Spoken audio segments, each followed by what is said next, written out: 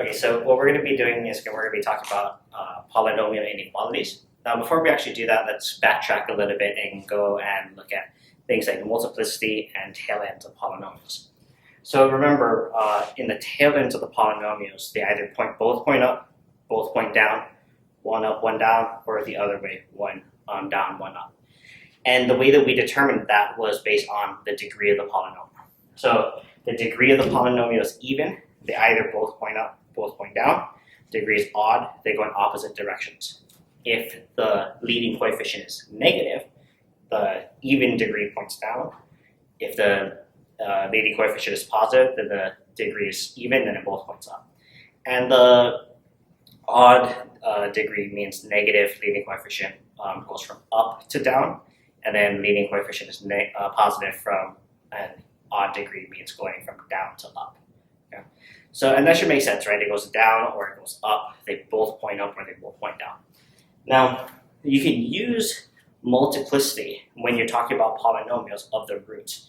So the amount of times that the root repeats is going to be either even or odd. And it will tell you whether or not the function bounces at the root or passes through. So, and you can remember that quite simply by using your x squareds and your x cubes. So your x squared over here, notice it bounces because it has an even multiplicity at 0. Well, the x cubed, this is going to happen 3 times. So, sorry, 1 time. So it'll happen there and it'll pass through. So what we're going to do is we're going to use this where it's either going through or bouncing and the tail ends to solve polynomial inequalities. Now remember, as soon as you see an inequality, basically you just treat it like it was an equal sign. So how would you solve this if it was an equal sign? You would just subtract 6 to both sides. Sorry, 6x. And then you get x squared plus 10x plus 24 is greater than 0. Once you have it like this, right, everything is on the left, the right-hand side is 0, you factor it. So this is x plus 6 times x plus 4 is greater than 0. And then you solve by setting each part equal to 0. Nothing has changed. So here x is negative 6, here x is negative 4. Now, once we got to here, this was the end when you did equalities. But when you're doing an inequality, you need to continue by drawing a number line. So what I'm going to do is draw a number line, and then I'm going to draw those points on it. So negative 4, negative 6. And I like to draw these vertical lines so that I can keep track of the spaces that we're talking about.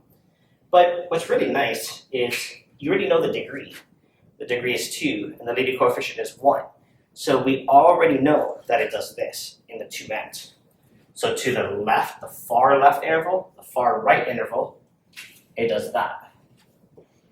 So doesn't that mean that the function is going to be positive out there, right? If it's pointing up, it's positive. If it's pointing down, it'll be negative.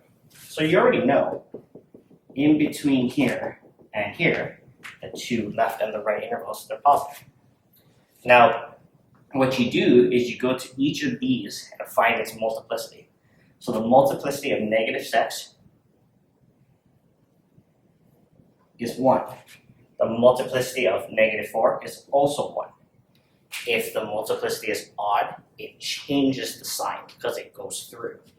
So it goes from positive down to negative. And notice that it also follows the rule, even though we already did this part, that it switched from negative to positive here as well. And now we answer this question. Where is this polynomial above 0? So what numbers are above 0? Those are the positive ones. So the positive numbers here. So let's go ahead and write that interval from negative infinity to negative 6.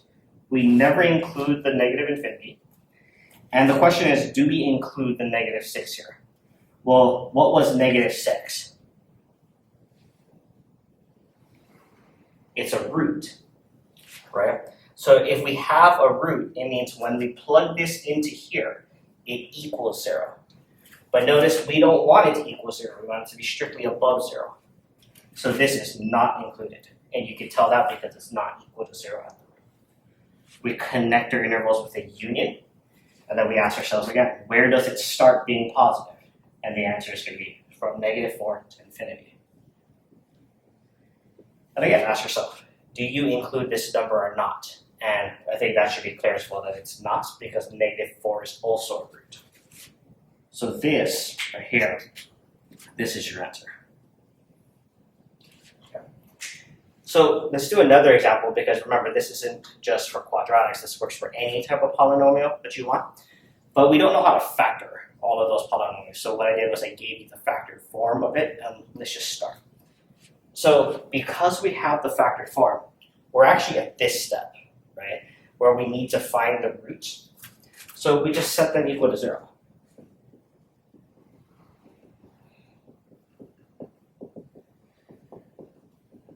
So here, x is equal to -8, x is equal to -7, and x is equal to 2.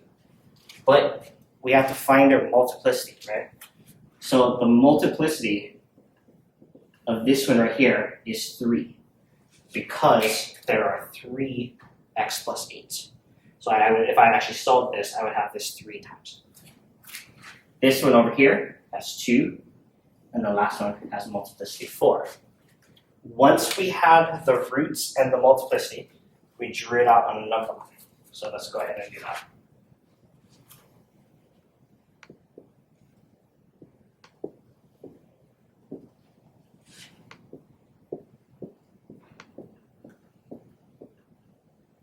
-8, -7, and 2.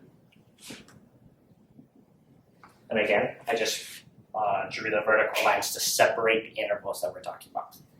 So the degree of the polynomial is all the powers added together when they're multiplied. So 4, 5, 6, 7, 8, 9.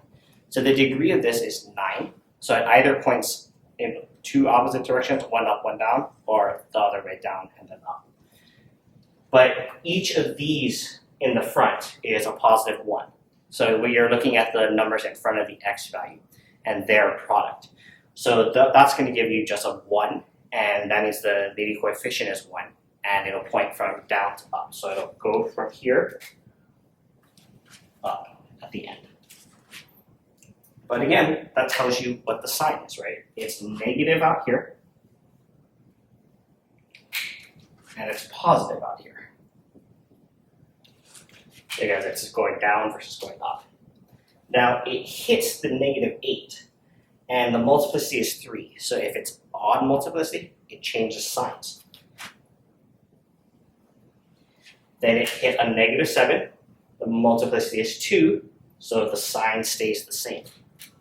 And what I mean by this is as it crosses, you see how it crosses that -7? The sign stays the same.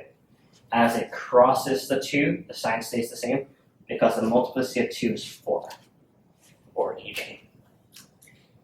We want to find the intervals that are less than or equal to 0. So does everyone see that to the left of the -8? From -infinity to -8 is negative. Now, we need it to be equal to 0. So does the -8, is it included? The answer is yes, because it's a root. Okay. Now, the part that you also need to consider is whenever this or equal to sign is there, whenever there's an or equal to, you automatically have to keep all the other roots, even if they're not attached to an interval. And so -7 and 2 are also there, even though the intervals that they're in between are positive. So you do that by writing braces, okay? And just writing the number inside. Now, you can do it like this, or